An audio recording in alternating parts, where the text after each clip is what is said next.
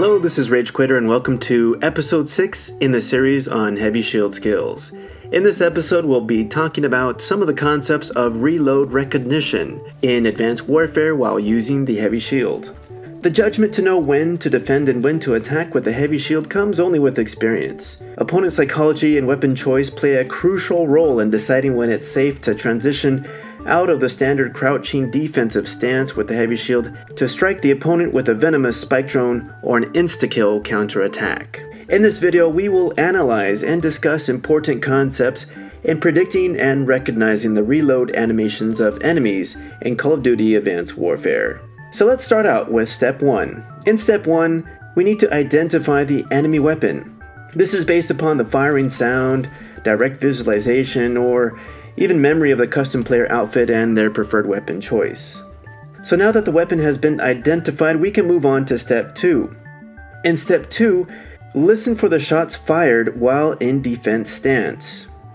Knowledge of every weapon in the game and how many rounds per magazine is critical here. Mentally keep track of enemy rounds left before they need to reload. And finally, in step 3, plan on a counterattack and engage the enemy just as the enemy empties their magazine. Keep note that slower firing weapons are more forgiving, and in core game modes, you can spike drone the enemy while they're engaging you with fire. However, rapid firing weapons such as the MP11 or rapid fire ASM-1 make it impossible to time a spike drone attack whilst under direct fire. This is because the time to kill for these weapons will melt you prior to spike drone release. So to beat these opponents, the shielder's attack must occur either prior to or after the enemy engages with gunfire. And finally, be aware that players using extended magazine guns can throw off the standard reload timing predictions.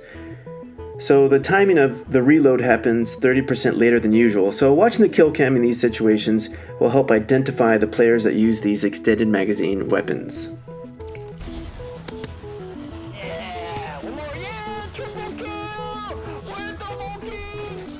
Okay, now let's move on to some examples of reload recognition. In this first example, you see an enemy behind the rock with a BAL-27.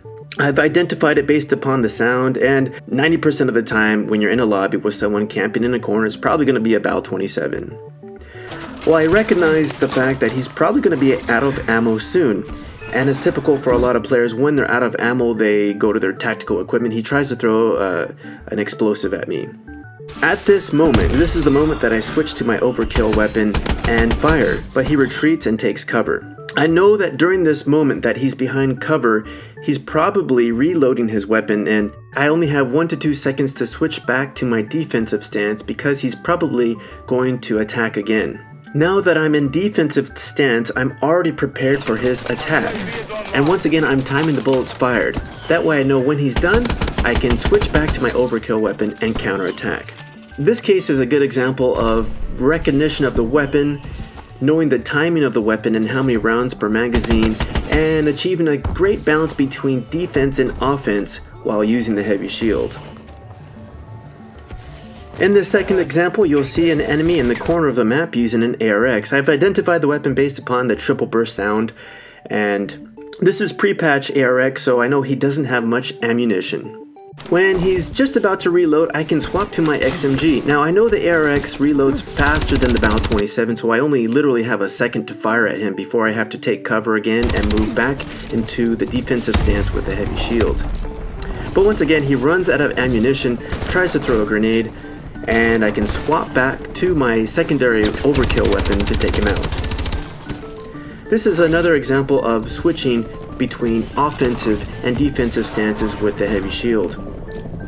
Okay, one final example here. You see a guy in a corner crouched, firing his weapon, and as usual, when people are done firing their entire clip, they don't want to spend the time to reload, so they always try to use a tactical explosive. In this situation, it's a Semtex. And since I get stuck with it, I rush the enemy because I know he's out of ammo and he has to have time to reload. While he's reloading, he's trying to crouch and he has nowhere to go, and his explosive actually damages him to some degree as well as myself. By rushing the enemy, he doesn't have a chance to reload in time, and I'm able to take him out just with one hit with the heavy shield because I know he's already taken damage from his very own Semtex. Anyway, I hope you learned something new from this episode in Heavy Shield Skills where we talked about reload recognition. If you enjoyed this type of gameplay and analysis with the Heavy Shield, don't forget to like and subscribe, and as always, I'll see you on the next video.